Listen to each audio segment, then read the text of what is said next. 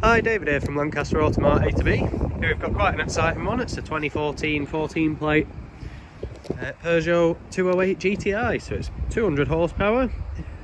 Really nippy little thing, and there's loads of little sort of creature comforts in there to make it usable every day. So what I'll be doing in this video is just going around showing you condition of the vehicle and showing you some of the features it has. So first things first, you can definitely see the obvious GTI logos there. So what we'll do as far as condition goes anyway, just start at the rear passenger side wheel, work our way around the alloys and the bodywork as we go, and then we'll get inside the vehicle and look at some of the features. So first things first though, you do notice as well is next to that GTI logo you do have the privacy glass and a little bit of a spoiler. And then going down the side of the vehicle, in fact I'll just give you an angle where you can see it. As you can see, there's not a mark on the bodywork. It is very clean for the age, this one, very clean. You also get silver wing mirror caps on it, so they do make it look a little bit different. There's quite a bit of chrome sort of material on it all over the place. It definitely makes it stand out a little bit more. Then there's your second alloy at the front, so they are a nice diamond cut design, these. And then onto the front end you've got a little bit more of the chrome I was talking about surrounding the grille. You've got a little bit of a red garnish there just underneath as well. So as you can see, again, condition's very, very good. No damage anywhere to be seen. So moving on now, onto the driver's side. Again, no issues with the alloys at all. Now I'll just give you a shot down the side of the vehicle where the sun's really hitting it. So if there was any issues, you'd see them straight away. I'll just show you the wing mirror cap as we go past as well. You get a weird little distorted view of myself there while we go. Then onto the fourth alloy, as you can see, just the same condition as the rest of them, particularly good there. So onto the back, you do get parking sensors on the rear there, along with split exhaust. And what I'll do is I'll just pop the boot open so you can see what sort of space you're dealing with. So the boot's actually quite sizable for the size of the vehicle. You definitely get quite a bit in there. And underneath, you do have a spare wheel there with a few tools just sort of in the centre.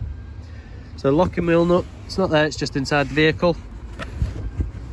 And I'll just show you what the seats are down like when they go down. So as you can see there, it's not completely flat, but it's not too bad. Especially with the park still shelf out, you get quite a bit in there. We'll just move around to the driver's side. And just before we do, you get another bit of GTI badge in there. That's before you get inside, where it's everywhere in here as well. So first place you see it, bottom of the steering wheel there. And you've also got it on the seats as well, which are very grippy. Certainly what you want in a vehicle like this. So just as we get in, you do get some nice red effect inside as well, which is also on the seats. You've also got electric windows at the front, as it's a 3-door, that's all you need. So as we get in as well, there's a little hidden bit just down here. So you do have heated seats. It's currently set to 3, which is why I was a bit warm earlier, so we'll turn it back down to 0.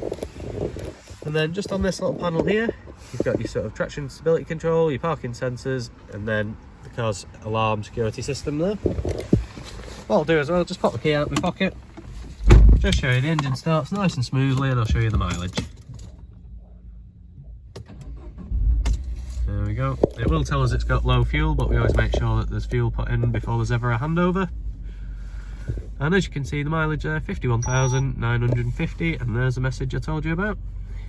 Just give that a second to clear. Let's take its time on. But there you go.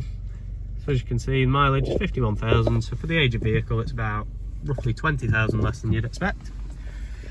Then onto the wheel, so you can access your phone controls there, and then you've got a little wheel that pushes in and scrolls up and down, so you can get through your menus with that one. Then on the other side, push it in to mute, and then up and down to adjust the volume. Just turn that right back down again. Then underneath that you've got your source button. Behind there you've got 3 stalks, so you've got your wiper stalk over there, and that's got an auto setting. You've then got your lights, if I can just get it right, just here, and again, auto setting on that one. Then just below there, you've got all your cruise control settings. So I'll just tap the camera so it focuses. There we go. So again, you can adjust that quite simply and the buttons are actually on the back, they're not these bits on the top. So when you press it, it's these. So moving on from there, you've then got your home screen. So you've got navigation sort of page here, and a Bluetooth phone page there. So you've got a few different phones, which I'll be deleting before it ever moves on. We'll hit menu again. So you've also got loads of ways to connect your audio devices up. So if we go into music, it'll give you sources, however it automatically detects them, so we can't flick through, but you do have USB and you've got auxiliary input there alongside Bluetooth. Then just next to that you've got a 12-volt socket. Then back up onto infotainment screen, you've then got all your sort of phone and Bluetooth functions on communication there, and then if you want to get to the car's settings, that's accessible through that bit there. So it's fairly straightforward. Menu just brings you onto the home screen there, or back to what you were doing, and then you've got this button here which is almost like a multitasking one, so you can flick through everything you've just been on. So we'll just go onto maps, and there's our location there, Northgate, so we're number 1 White Lund Industrial Estate. So moving on from the infotainment screen to where all the buttons are held underneath. So you've got all your climate functions just under here. It's all fairly straightforward, just hit auto and then it's dual zone, so you can just adjust them separately. As you can see, it works exactly as you'd expect, and then you've got a fan increase speed and a decrease speed. So we'll just decrease that until it goes off for now. There we are. And then this little area, there's a little more going on than you think. So it looks like just 2 cup holders, but you can remove that if you want to store something a little bit deeper under there. We'll just pop that back in for now. And then you've got a 6-speed manual gearbox. Also a manual handbrake rather than electronic parking brake. And you've also got an armrest there with a little bit of storage underneath there as well. So nothing too much, but you keep maybe a bit of change, possibly your phone under there. And then it also comes with this little headrest, which does match the seats, as you can see. And just before I finish up the video, I'll just show you what the space is like in the rear. So I'll just get myself out and show you how easy the seat is just to move. I'll just make sure I turn the engine off and take the key out as I go. So it is fairly straightforward, this one. There's just one latch here. What you do is pull that one, seat goes forwards. As you see, I didn't even keep hold of it, just fired itself. And if you hold on to it a bit more, you can push the seat forward. So it's one little latch to do everything. And then you just step into the back, and there is actually quite a bit of space. So I'm 6'1", and we'll see how I fit just for either a bit of a laugh for everyone or to show what it's like. So the seat is quite close, but I'm fitting, there is a little bit of wiggle room. So you could comfortably get a 6-footer in the back of this car, as I've just proved it. And then just before we end, last little feature, you do get panoramic sunroof there. Lets a lot more light into the vehicle, and it can be stopped at the halfway point there.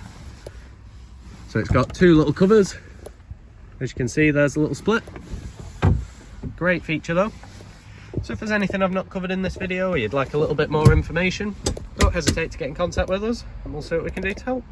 Thanks, take care, bye.